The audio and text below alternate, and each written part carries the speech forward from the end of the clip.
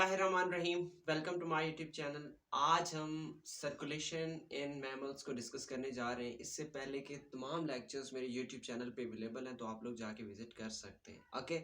और कुछ भी मतलब ये कि आपको कोई टॉपिक चाहिए तो कमेंट सेक्शन में कमेंट करो। मैं कोशिश करूँगा, क्योंकि बहुत सारे ने कमेंट किए, उनके टॉपिक नहीं मिले, तो फिर भी यार मैं कोशिश करूँगा। I will provide you those lectures. Okay.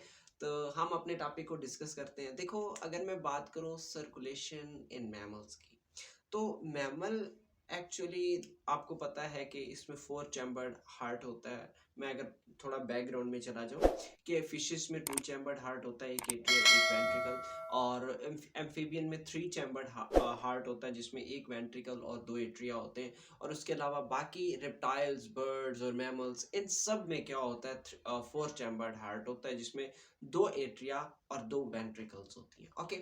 तो birds and mammals are superficially similar, कि ये दोनों क्या होती हैं, सिमिलर होती हैं। कैसे? क्योंकि इनका जो हार्ट है वो सिमिलर है। बात इसकी हार्ट की हो रही है, ध्यान करना। ओके।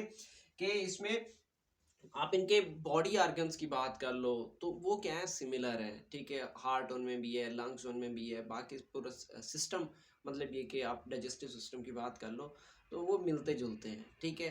तो इसी वजह से कि वो इनके आप हार्ट की बात कर लो तो वो भी क्या है, सिमिलर है। ओके।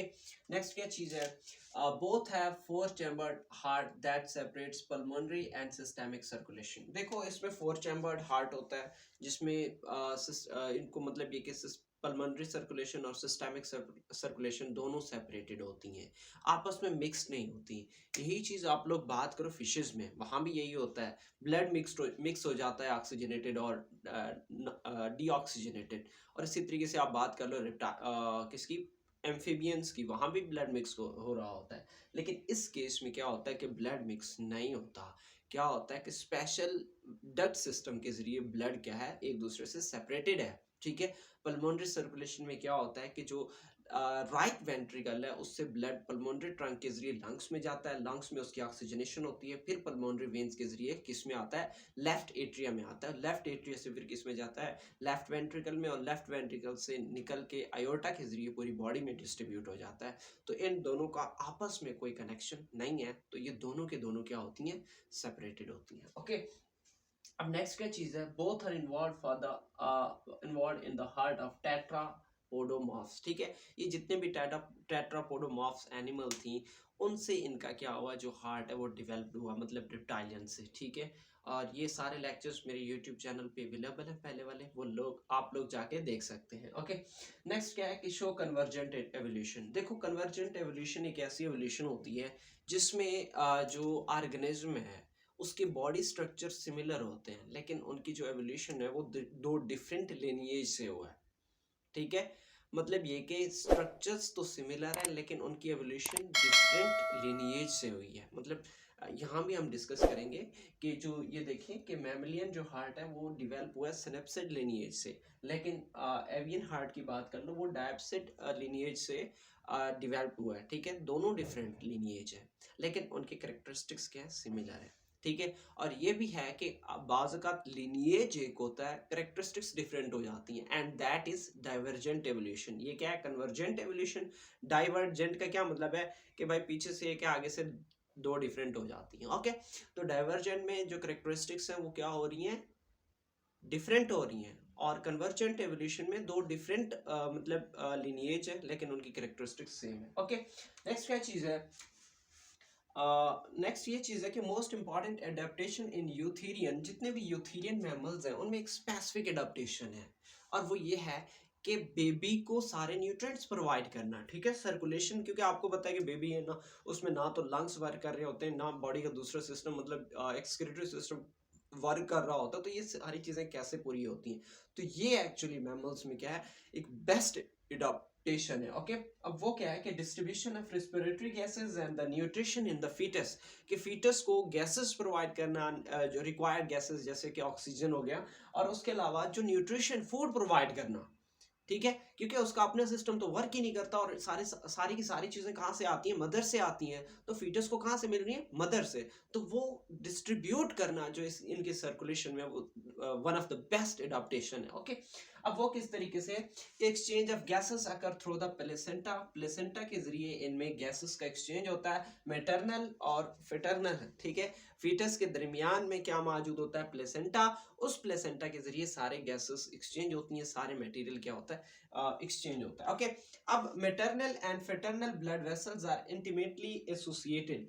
देखो ऐसा समझ लो कि भाई ये मदर के ब्लड वेसल्स हैं, ये फीटस के, अब ये दोनों के दोनों एसोसिएटेड होती हैं ऐसे। अब इनमें जितना भी मटेरियल है वो गैसेस जो एक्सचेंज है वो डिफ्यूजन के जरिए डिफ्यूज हो जाएगा, न्यूट्रिएंट्स भी क्या हो जाएंगी, डिफ्यूज हो जाएंगी, ओके। तो चलें, नो ब्लड मिक्सड, इनका ब्लड तो मिक्स नहीं होता, वही मैंने बात की है कि सिर्फ और सिर्फ जो ये दोनों आपस में कनेक्टेड होती हैं, तो जो मदर से चीज़ें हैं वो डिफ्यूज होके किस में आ जाती हैं, फीटस में आ जाती हैं, फीटस के ब्लड वेसल्स में आ जाती हैं। Nitrogen gases and other waste materials are simply diffuse. Nitrogen जो गैसेस हैं या दूसरे जो वेस्ट मटेरियल हैं वो भी क्या हो जाती हैं, डिफ्यूज हो जाती हैं, ओके। और ये कहाँ से डिफ्यूज होती हैं, फीटस से मदर में, ठीक है। क्यों, क्योंकि फीटस का तो कोई एक्सक्रीटरी सिस्टम है ही नहीं ना, तो वो कैसे रिलीज करेगा इन चीजों को, ओके। अब नेक्स्ट क्या चीज है कि blood returning from placenta is highly oxygenated. अब इसमें ये है कि वो जो भाई मदर है, ठीक है, अब उस जो प्लेसेंटा कनेक्टेड है, ब्लड उस तरफ गया, तो अब उसने क्या किया, मदर के ब्लड से ऑक्सीजन को ऑब्जॉर्व किया है, और वो ऑक्सीजन किस में आया, बेबी के ब्लड में आया, ठीक है। अब बेबी के ब्लड में जो ऑक्सीजन आया that is highly oxygenated, okay. Next क्या चीज है कि blood move from right atria to left atria by foramen oval. देखो कि जो ब्लड है वो राइट एट्रिया से लेफ्ट एट्रिया में जाता है, अब उसके दरमियान में एक छोटी सी ओपनिंग होती है, उस ओपनिंग को हम नाम देते हैं फोरामिन ओवल का नाम देते हैं, ओके। अब उसके अलावा ऑफ कोर्स आपको पता है कि यार उनमें पूरा सिस्टम होता है, राइट वेंट्रिकल से पल्मोनरी ट्रंक भी मौजूद होता है, प्रॉपरली सारी चीजें डेवलप होती हैं। तो अब ब्लड जो उस साइड पे गया, पल्मोनरी ट्रंक वाले साइड पे गया, अब उसको वापस कौन लेके आता है, वहां से वो किस तरीके से राइट लेफ्ट एट्रियम में आता है, तो वो है डक्टस आर्टरियोसिस। डक्टस आर्टरियोसिस एक्चुअली एक छोटा सा ब्लड वेसल है जो किसके दरमियान में मौजूद होता है, पल्मोनरी ट्रंक और अयोर्टा के दरमियान में। अब पल्मोनरी ट्रंक से जितना भी मतलब हार्ट ने पंप किया, ब्लड उधर चला गया पल्मोनरी ट्रंक की तरफ, तो वह वापस किसके जरिए, डक्टस आर्टरियोसिस के जरिए वापस आ जाएगा, ओके। देखो the normal blood vessel that connects to major arteries, pulmonary artery and the aorta, इन दोनों को क्या करता है, आपस में कनेक्ट करता है। कौन कनेक्ट कर रहा है, डक्टस आर्टरियोसिस, ठीक है। आपको पता है कि lungs are not used in foetus, the baby gets oxygen directly from placenta, baby directly oxygen कहाँ से ले रहा है, प्लेसेंटा से, तो अब लंग्स उसके वर्क नहीं कर रहे, तो वही ब्लड के जाने का उधर क्या काम है, तो कोई काम नहीं है, तो वो वापस आ जाता है किसके जरिए, डक्टस आर्टरियोसिस के जरिए, ओके।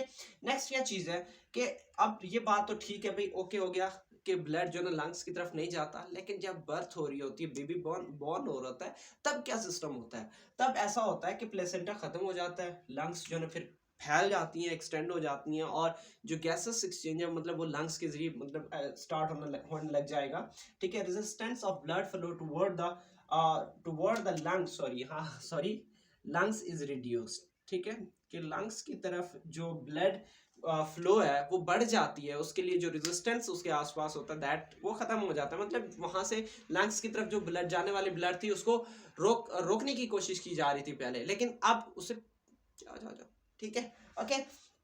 नेक्स्ट क्या चीज है कि blood flow to ductus arteriosus also decrease, ठीक है। देखो डक्टस आर्टरियोसिस एक्चुअली वो मेम्ब्रेन था जो वापस आपके राइट मतलब बेबी के लेफ्ट एट्रिया में आ रहा था, तो वो भी क्या हो जाएगा, स्टॉप हो जाएगा, और इवन क्या होगा कि vessel is reduced to a ligament, अब उसकी जो ब्लड वेसल थी वो फिर बाद में मतलब पैक होके एक लेगामेंट में कन्वर्ट हो जाता है। अब इसी तरीके से फोरामिन ओवल भी था जो कि राइट वेंट्रिकल से लेफ्ट वेंट्रिकल में ब्लड भेज रहा था, तो वो भी क्या हो जाएगा, फ्यूज हो जाएगा, ठीक है। कि इसमें क्या है, foramen ovale closes and gradually fuse with the tissues separating the right and left atrium। अब इससे क्या होगा कि जो बेबी के राइट एट्रिया और राइट वेंट्रिकल है वो एक दूसरे से सेपरेटेड हो जाएंगे, उनका आपस में कोई कनेक्शन नहीं होगा। जो ब्लड जा रहा था राइट वेंट्रिकल से लेफ्ट वेंट्रिकल में, अब वो ब्लड नहीं जाएगा, क्यों, क्योंकि वो जो बाईपास बीच में था वो उनके क्या हो गया, खत्म हो गया है, ओके, ये था हमारा आज का टॉपिक जिसमें हमने सर्कुलेशन इन मैमल को डिस्कस किया है और थर्मोरेगुलेशन वाला चैप्टर सॉरी जो टॉपिक है वो ऑलरेडी अपलोडेड है। इंशाल्लाह अब नेक्स्ट वीडियो होगा वो हमारा क्या होगा, एक्सक्रीशन एंड ऑस्मोरेगुलेशन। इंशाल्लाह मिलते हैं नेक्स्ट वीडियो में, जल्दी मिलते हैं, तब तक इजाज़त चाहता हूँ। ओके, अल्लाह हाफिज़।